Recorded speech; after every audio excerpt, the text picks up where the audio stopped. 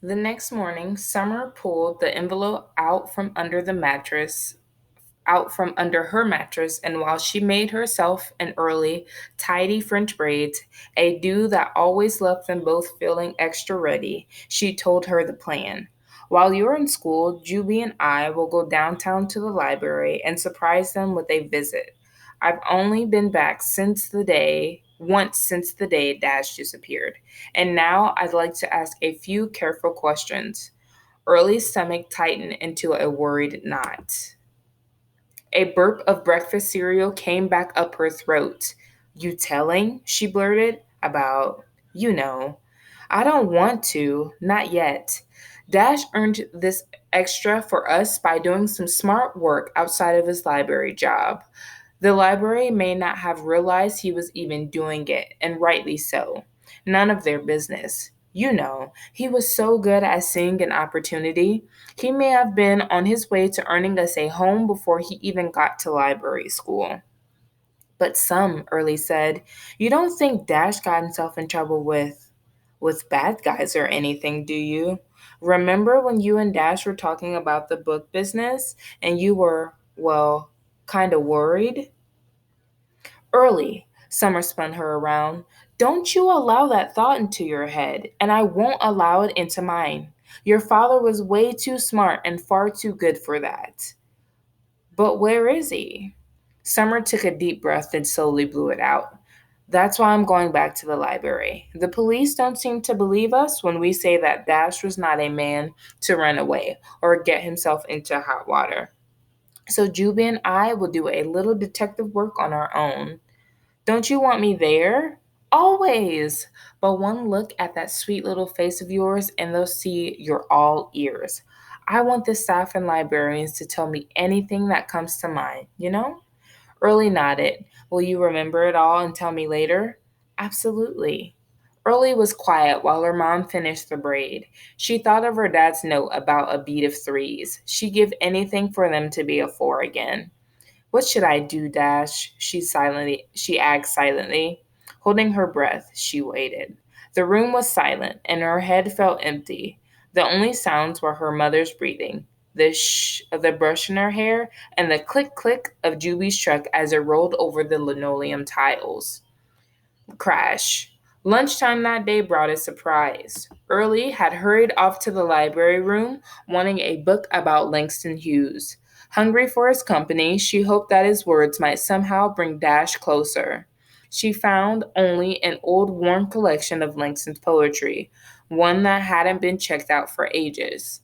She noticed inside the cover that the poet had died in 1967, almost 50 years ago.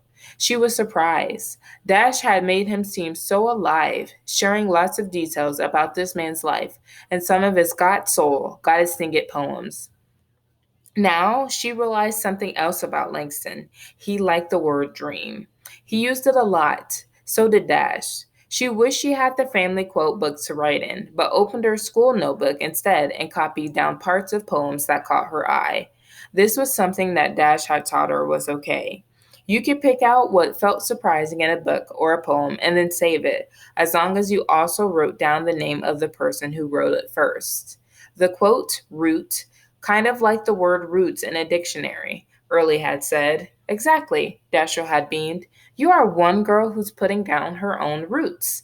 The deeper you go, the finer you grow, he said and laughed. Hey, like my sit up rhyme, maybe one day someone will quote a pearl. Yeah, sit up, Early had said, held in the warm rhythm of her father's language. The first poem Early kept that day in the library was one called The Dream Keeper.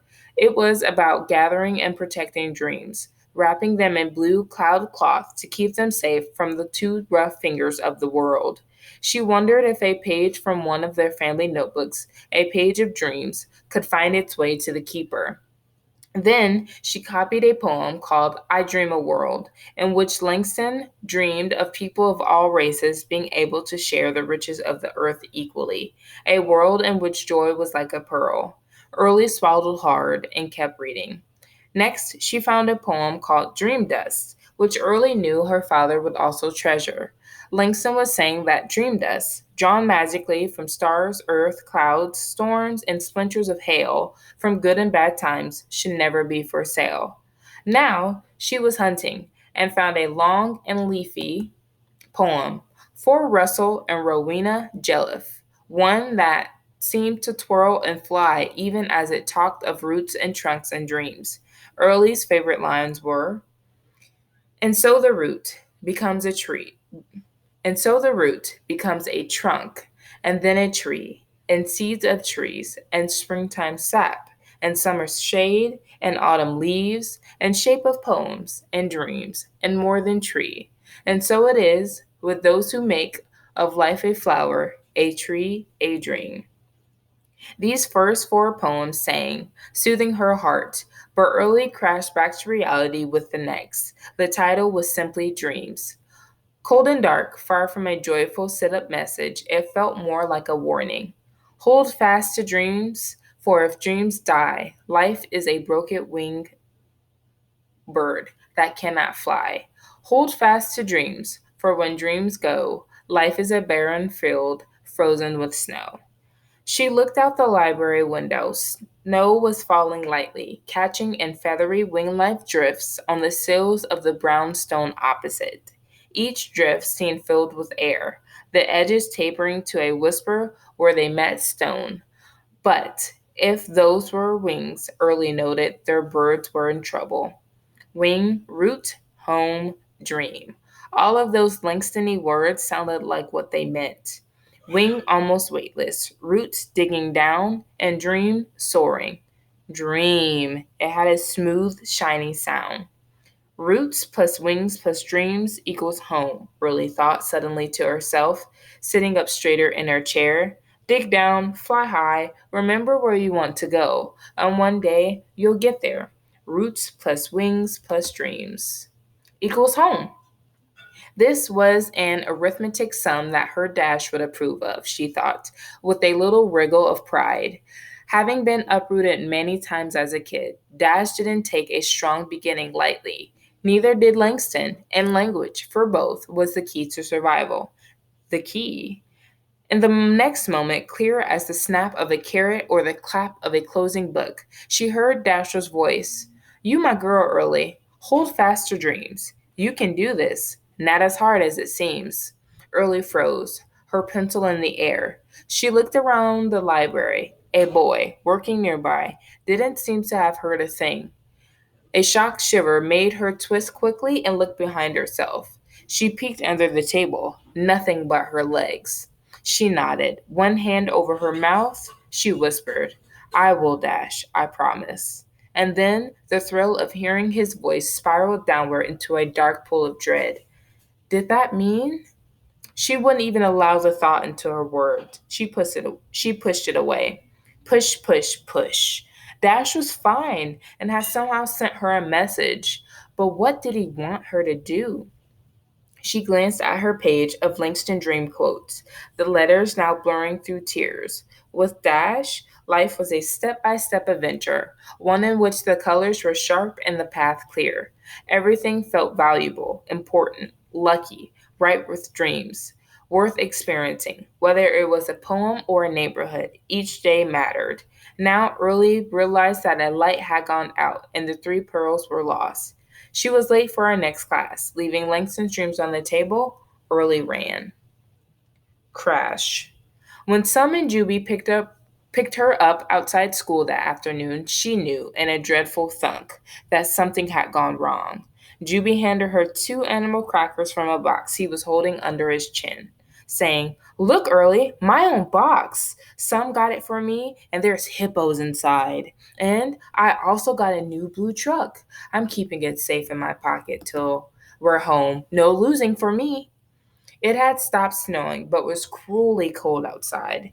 Juby's coat was partly unzipped, and goo from his nose ran down his upper lip. Some didn't seem to notice, which wasn't like her at all. Oh, Early, she said, everything went wrong. Let's go home.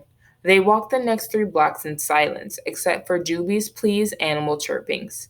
A tiger, grrr, Ooh, ooh, a monkey with no head. Want that one early? Sure, she said quietly. What went wrong? She was afraid to know. Once inside their apartment, Sum checked the lock on the door twice and then told Juby he could listen to a CD and also play with his new truck. She washed his hands, wiped his face, put away the box of crackers, and set him up on a pillow at the other side of the room. She and Early stood on the kitchen sink, facing away from Juby. Summer's hands went out, fingers spread, her eyebrows and eyes went up, her mouth went down. She squinted her eyes in two quick blinks, but the tears rolled anyway. Oh, Sum, Early hugged her mother, tucking her head into Sum's neck. Summer was crying hard now, her chest heaving. She hugged her daughter back, a long squeeze, and turned away to grab the dish towel.